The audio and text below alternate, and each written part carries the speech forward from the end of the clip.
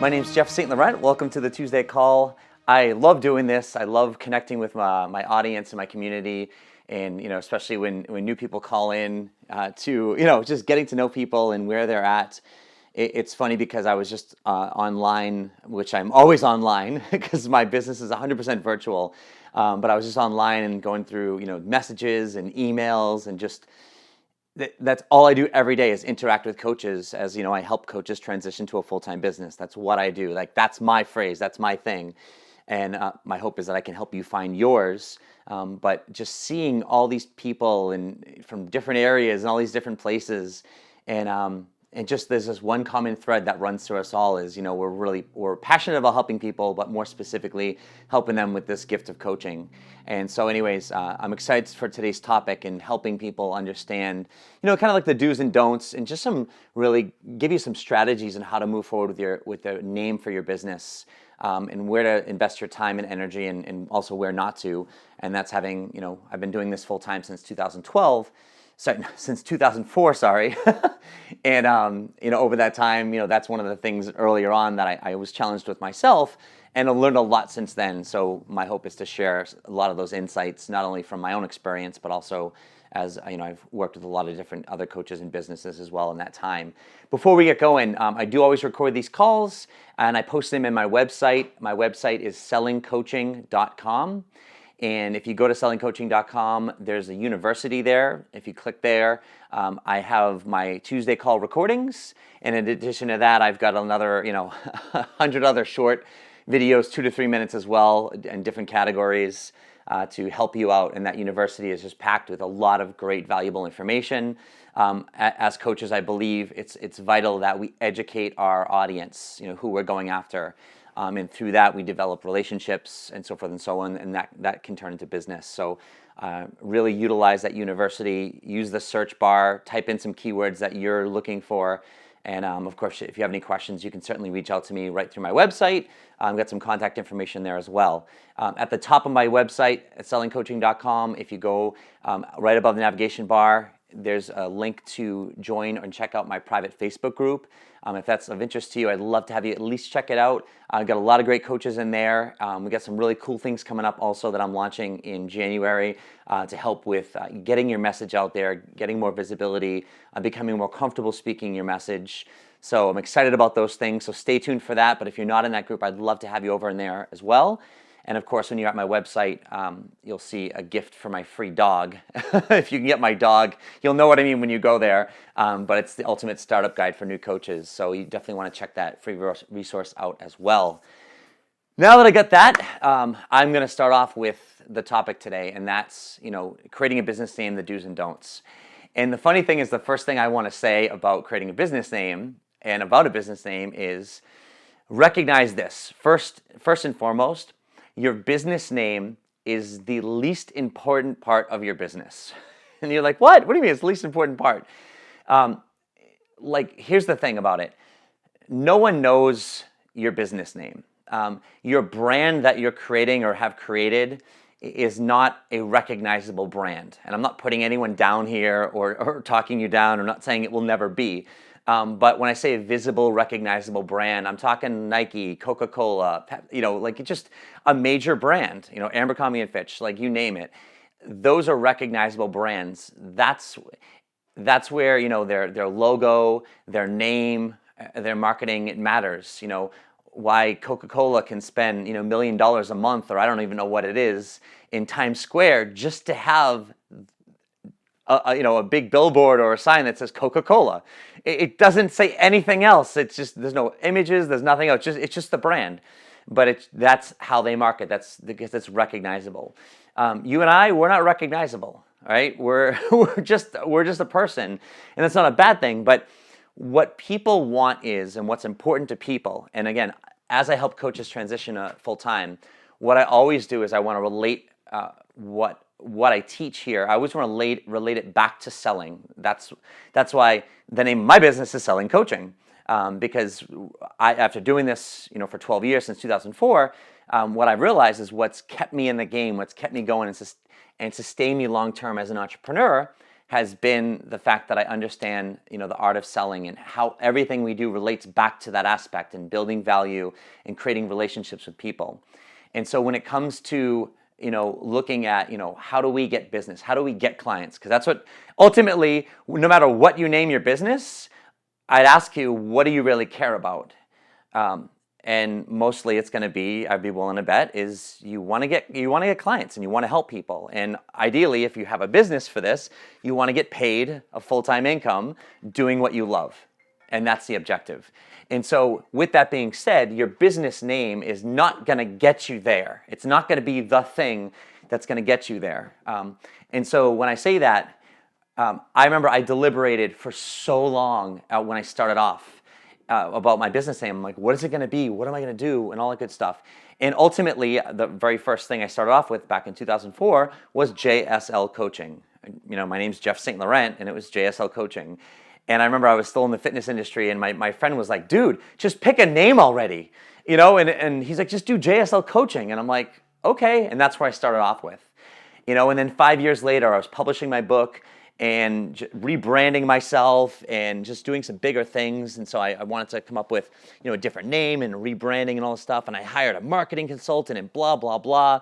And I came up with True You, and trueyounow.com was the name of my business, because it was all about authenticity and finding that, that authentic space, But at the end of the day, I look back at it now, and it really didn't matter what I named myself, because over the hundreds and hundreds of clients I've had, over the thousands of people that I've worked with, and met over the time, years, with my events and things like that, they never knew what my business name was. They never like, oh yeah, you're JSL Coaching, or you're True You Now, or even now it's like, oh, you're Selling Coaching. Selling Coaching right now as my business name, really identifies shortly and succinctly what I do and what I can help people with the most in terms of the selling aspects. But it's still, that's not what people know. That's not what people know me for. And the reason I'm sharing all this with you is because I realized over the course of time that that's been the least piece of relevance is the business name. So with that being said, obviously we have a business name, and starting to understand some of the elements of it is important. So a couple of things to think about when it comes to this is that we want to go simple, we want to go understandable, and a lot of it is gonna drive down to like a domain name. And if I'm gonna help you with a strategy to get your business name, what I'd suggest is start with a domain name, and start with maybe where you're at with some words. Like for instance, when I was coming up with Selling Coaching, I knew I wanted to do something with selling, and I knew it was something with coaching. But before I came up with Selling Coaching and it was available, sellingcoaching.com, I started playing around with some of that and trying to come up with just that 1, 2, 3 words that was just very simple, very clean.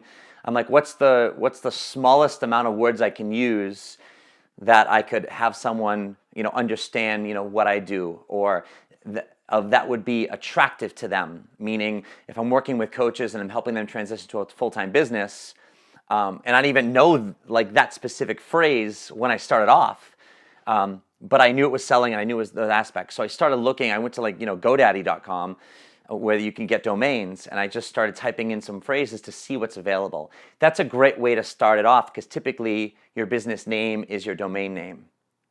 If you want to take it even one step further and make it even more simple, if I could recommend to any coach in terms of a business name, would be simply use your name. Like you could just do jeffstlaurent.com. You could do your initials, JSL Coaching, but just in terms of a domain name, because typically that's what you're going to say. Go to jeffstlaurent.com, go to sellingcoaching.com, or you're going to go to whatever your business name is.com. If you're going to actually use the words and tell someone over the phone or tell someone in person, that's what you're going to say. So the easiest thing is to use your name. The only reason why I wouldn't use someone's name, your name, is if it's just very complicated and hard to spell. And I mean, you know what I mean? There's some names that just like, even if you see it, you can't even copy it or write it. It's just hard, and that's when I might use, initials or something like that. And here's the thing, If you just use your name, um, you from there, you don't even necessarily have to have a business name per se. It's more nowadays, it's more of like, what's your website? Mostly the website domain name, as I said, happens to be the business name. But if you're using just your personal name or just a short phrase, for instance, from there, you don't necessarily have to have an actual business name. What's really more important at that point is for people to know who you help with what specifically. And that's when I mentor with my clients and work with people in groups, that's really where I start people off is, it might be your tagline, it could be your niche, it's everything all tied up. It's just basically your message. But again, if you're gonna write anything down, and you'll hear me say this again in every call I ever do and everything I teach, the phrase helping who with what specifically. When I talk about what I do, I help coaches with what specifically? Transition to a full-time business, right? Helping who with what specifically. That's where I'd recommend, before you come up with anything for a business name or a domain name, this is where I would actually direct you to go if you haven't figured that out already, is helping who with what specifically. Because once you've identified that, that's really the core of your business. That's really the piece of your business that is going to start to allow you to understand the direction you're going to go in. It's going to start to understand your messaging in terms of what you're saying, what you're delivering for content. Whether you're doing a call like this, or you're doing a video, you're writing something, an article or a blog, it's going to start to kind of narrow down the topics. And more importantly, it's going to, when you figure out who these people are and what you're helping them with specifically, it's going to help you identify, where are these people located? One of the most challenging pieces of, our business as a coach is getting clients. And when I say challenging is that, how do we get clients? Where do we get clients? Where do we find these people? How do we connect with these people? And through the art of understanding, how that, if you will, the selling and that process and how that works is you develop relationships with people, but you've got to know where they are and you've got to be able to find them. So taking the time to start to, hone down that phrase and making that as succinct and short as possible, that's where you can start off at. And from there, if you can pull a couple words from it, et cetera, that becomes your domain name or that becomes your business name, that's always a great place to start. But if you could tell, what I'm urging people, especially those coaches that are listening to this that are newer and that are deliberating on it, I always want to help direct you to where your energy and your time and your money is best spent. That's going to get you the furthest, the fastest. And if you did anything, and let's say you never came up with a business name, but you came up with and figured out who you're helping with what specifically, and you started, and you didn't even have a website, and you started off and you did a Facebook page, or pick another social platform where these, your ideal audience is, and you started a profile on that social platform, and you started talking on video, making some videos, or writing something and posting something on a regular basis, finding other people that had these people as an audience already, the people that you were going after, and going into their groups or their forums and answering questions and contributing, and interviewing some of these people, doing some events to get yourself in front of these people, and you never had a business name, that's what I would have you do. Because that's going to start to get you some recognition. It's going to start to build you an audience. It starts going to get you a community. And more importantly, because I'm an entrepreneur as well, right? And I understand that as an entrepreneur, as a business owner, there's something special about having a business name, right? Like for us, I remember way back in the fitness industry when I graduated college, and I went into the fitness industry after that, and I started personal training and so forth and so on. I remember, back then, the biggest deal for me was getting my own business card. And I didn't really have my own business per se. I did my personal training business within a health club. But I remember it was a big deal. I had some identity in that, and I felt like I was, accomplished, or I was somebody, or I had done something. So with all respect to what I'm saying here, I also recognize that having a business identity, and a name per se, there's something in that for us. So what I want to say is that I want to recognize that piece. It's a special piece, but I also want to highlight that the majority of the time it's something special for us. If you notice, I said that, and it means something for us. Ultimately, my message here is to say, like, I recognize that at some point you're going to want that. All I'm saying to distinguish where I'm going with it is to say, it's just know that you don't need it for them. They don't need it. It would be mostly for us. And that's why I'd recommend, if you're not clear on it, I know there are people that are listening to this that, I'm not clear on it, or you keep going back and forth, or then you decide something and, I don't know if I like it or not, or, the domain isn't available, type of thing. And then you're back to the drawing board, etc. Just know that I would say move forward, start getting your message out there, or put your time into the helping who with what. Start that off, because when you start to share your message, you're going to have a natural shift. You're going to have a natural adjustment to what you're saying as you mature, as you experience things in life. And if you have kids, or you begin to have kids, or you get married, or you get a divorce, or someone passes away, your perspectives and who you are as a person and the fabric of your life changes. Your perspective changes, over time as well. And therefore, your message is going to start to change. And oftentimes, it's really hard to identify or trying to figure out what it is when you're starting something off. The best thing I can do is compare it to college. Most people, when they go to college, I know when I went, they're like, okay, what are you going to major in? It's like they're basically saying, what are you going to major in so you can figure out what you're going to do with the rest of your life? And it's like, I don't know. I don't know what I'm going to major in. I didn't figure mine out till my third year, my junior year. And most people don't know that going in, or they think they do, but then next thing you know, a year or two later, or by the end of their senior year, it's like they've changed it, or they graduate and they're doing nothing with it. Just talk to some people right now and say, well, how many people that if they went to college are doing something related to their major? And it's most likely a very small percentage. And that goes back to my relevant point is, people are deliberating and trying to spend all this time figuring something out that they don't even really know what it is yet. So basically what I'm saying is begin to somewhat take some courses, so to speak, in that college metaphor. Make some videos. One of the things that I always really urge people to do with their coaching business is to, even if you can't figure this out, like get in front of the video camera and just say, hey, I'm Jeff St Laurent and I work with coaches. And even if you don't know what you're doing with that audience yet, you're just like, okay, I work with women, I work with teenagers, I work with, you fill in the blank of that demographic. I work with millennials, I work with baby boomers, and just start talking about what you think you'd help them with. This is a great way to start to figure out phrases. See if you can get into a zone.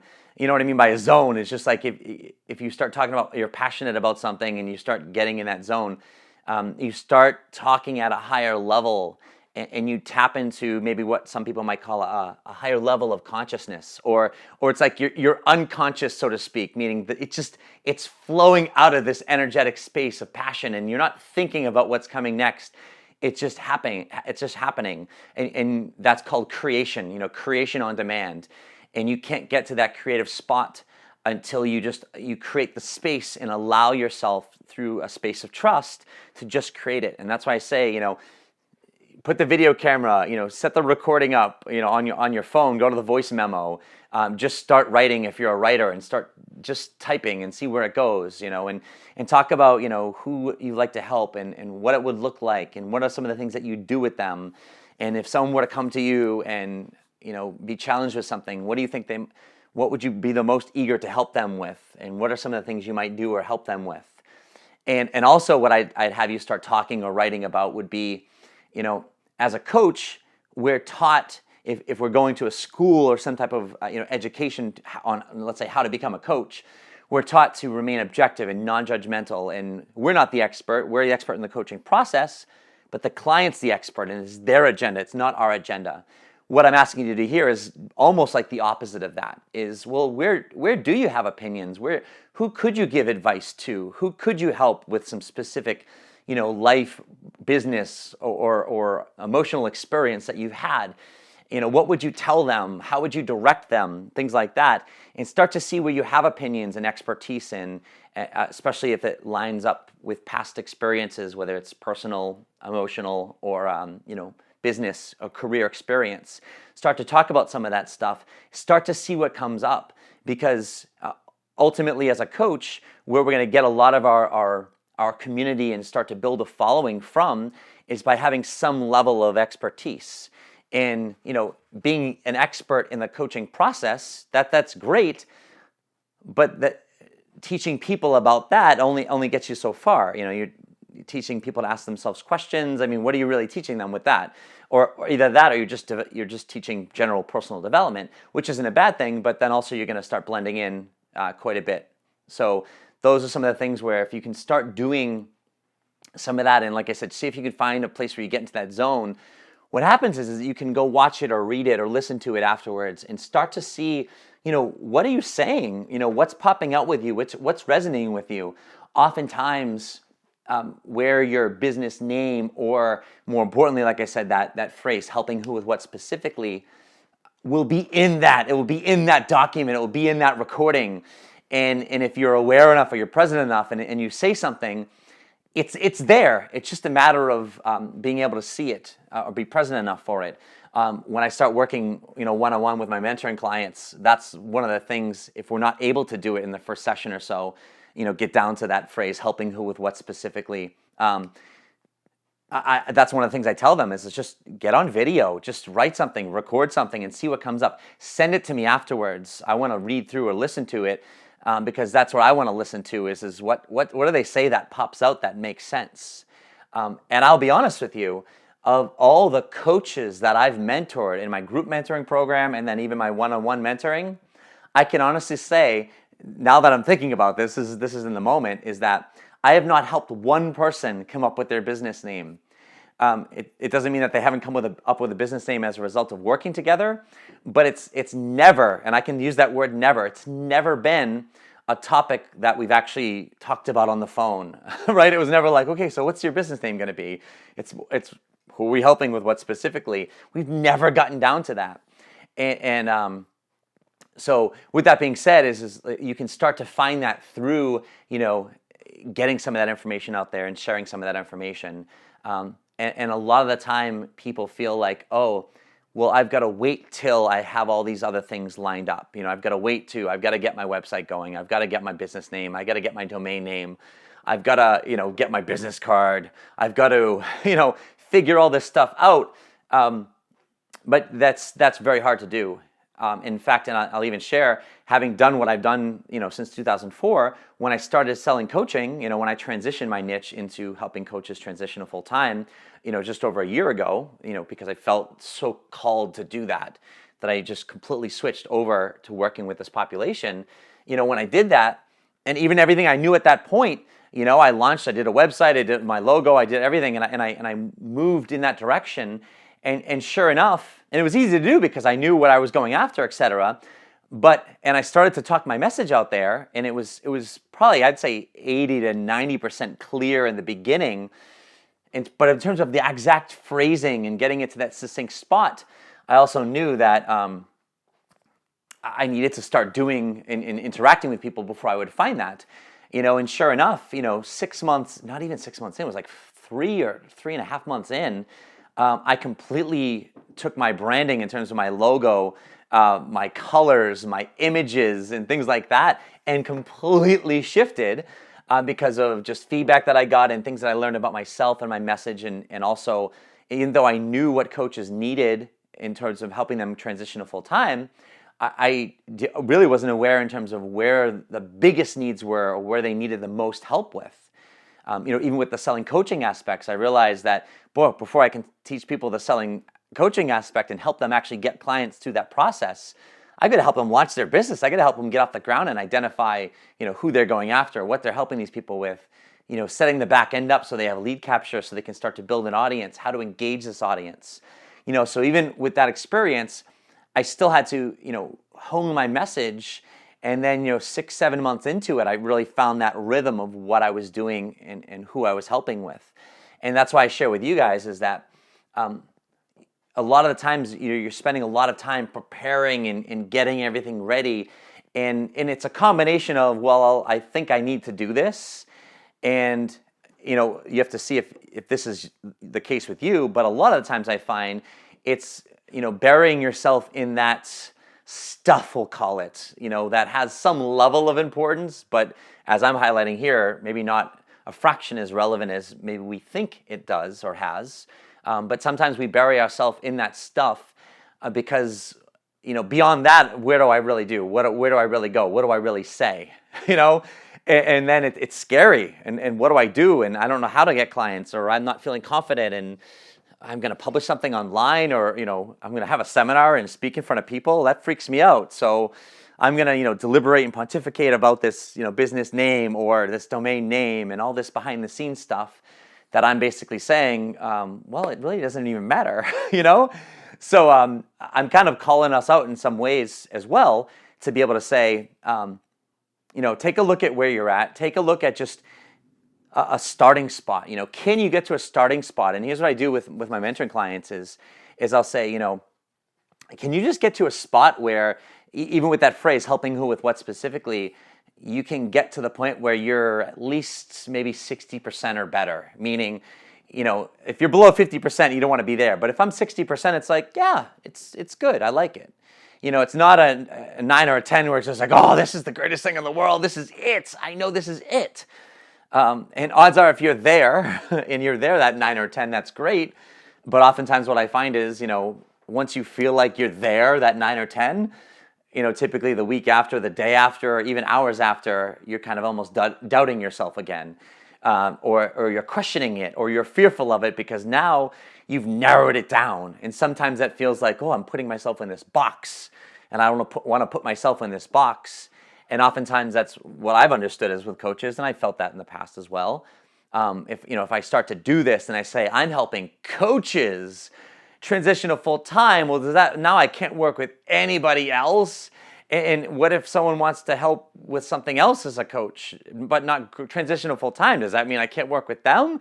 And so do you get all fearful on that? And then what happens is we back away from that and we go back to that drawing board, and it's this approach and avoid type of thing. And that's what I say when I say you're overthinking it from that perspective, because at the end of the day, it doesn't matter as much, especially from you getting business perspective. Last point I'll start to make as well, and then I definitely want to open the call up and get some interaction on this, is, when it comes to that piece with online now and our name, you have to realize that, 90% of the time, and that's a made-up statistic, right? But a huge percent of the time, no one's actually typing in your domain name. I mean, maybe you're listening to this call and I say, hey, my website's sellingcoaching.com, and maybe you're sitting at the computer and you type in sellingcoaching.com, but if you're listening to the recording, it's just like you're just going to scroll down and you're going to see my website and you're going to click. People are clicking. They're not typing. They're following links and leads and so forth and so on. So they're never actually typing in, this magnificent business name that you've come up with, They're following it because they found you somewhere or through a recommendation or through a friend, and they're surfing, and the next thing you know, they're there. And most of the time, they don't ever remember what it is. And that's why, even more importantly, it's more important to have some sort of lead capture once they get to a website or some type of a social platform, because they'll never find you again because they're not looking at, what's the name of this business? What's the name of this domain name? They're just, more importantly, how can this person or where I'm at, how can this help me with a need that I have? And if things are vague, if things aren't real clear, and they don't have a literal headline that says, I'm helping you with this, then they just see a lot of vague quotes and a lot of just, stock photography of people jumping in the air, cheering and smiling and feeling successful, and they don't really know who this is. They don't see a nice picture of you. They don't see your name, that headline that they're going for. They don't see some maybe education that they can start to consume and listen and educate themselves. They're going to go away because their attention span is very, very small. And that's what I'm urging you to do is start to develop some of that stuff. So that you can start to understand your message and more importantly, be able to speak it more confidently and soundly, so that you can have an authority, you can have that presence that attracts people and makes them feel like, wow, this person knows what they're talking about. So they want to, and urge them, they feel compelled to become a part of your audience.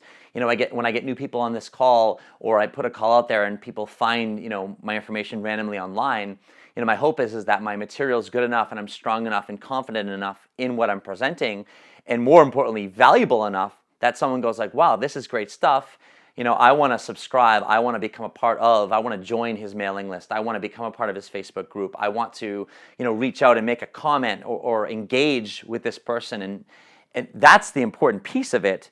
And that's what I'm asking you to go for is, you want to get to that point. And oftentimes when we start off, or I'd say most of the time when we start off, we're not at that point, or because we're nervous, we're fearful, we're, oh my God, what am I doing? And we have those questions. I mean, the only way of getting through that is by working through and starting to speak your message. So with that last point of just recognizing that even if you're coming up with that business name, people aren't actually typing that in. They're following links and so forth and so on. And one final point I'll actually make to close this off is when it comes time where you do have that business name, and especially, like I said, if you're going for a domain name, because typically, like I said, that's what's going to be your business name or somewhat close to it. And if you're not going to use your name per se, some things I want you to think about would be, number one, obviously the shorter the better. Number two, the more literal, straightforward it is and understandable, and that relates to your phrase of helping who with what specifically. Like actually was in a thread, I think a few of those people are on the call. There was a thread that I was in some group, and this woman was working with blended families and so forth and so on. And one of the names I suggested for her business name was Blended Family Coaching. It's just very simple. It's very easy. And also another piece about that is, if I were to say that name, Blended Family Coaching, no one doesn't know how to spell that, right? Blended, it's a very simple word to spell. Family, coaching, those are three words. Also, the way it sounds together is very easy to say. It's very easy to understand over a phone, if you're speaking live or in a video format, things like that. Number one, people can spell it. It's very easy to distinguish, and it's very easy to hear. A lot of the times, with your certain consonants, etc., you don't know if it's an F or an S or a C or something like that. You want to, you have to repeat, or you have to say N for Nancy, P for Peter, things like that. So you want to try and avoid some of those spaces as well. Also, if you have words that are synonyms, like 8, for instance, and that's not necessarily a synonym, but it could be the number 8, it could be the word 8, like I ate some food, right? If it's a number, do I spell the number? Is it EIGHT, or is it just the number 8? So those are some things. Even the word you, when I did True You Now, what I learned was it's like, wow, people, is it the letter U? Is it the word you? It's like all those things. Ultimately, if you find something that works, you don't want that to like, oh, I can't use it now because of that. But those are just some tips. Like even when I came up with selling coaching, even though it's an S type of thing, it's not one person has asked me when I was saying it, or even now, like if I'm saying something over the phone, like my email, jeff@sellingcoaching.com, I have to give that out on different things that I do, because that's the email that I use for everything. And not one person has ever asked, what is that, or how do you spell that? Like selling coaching. It's people know the word selling and they know the word coaching. Two very simple words that go together. So those are just some considerations when you do come to that spot. And again, if you found this, business name that works and you're running into some of those issues, again, don't let that trip you up and I got to go back to the drawing board and spend more time and more energy around this. At the end of the day, unless it's horrible, just, when you're running into, that's a big issue, then just use it. Because like I said, people are going to ultimately just be clicking and they're not going to be typing it in there. It's more of a hassle in sense of when you speak it out, or if people are going to be asking about it in a live situation. But those are some of the guidelines around choosing a business name, some of the do's and don'ts.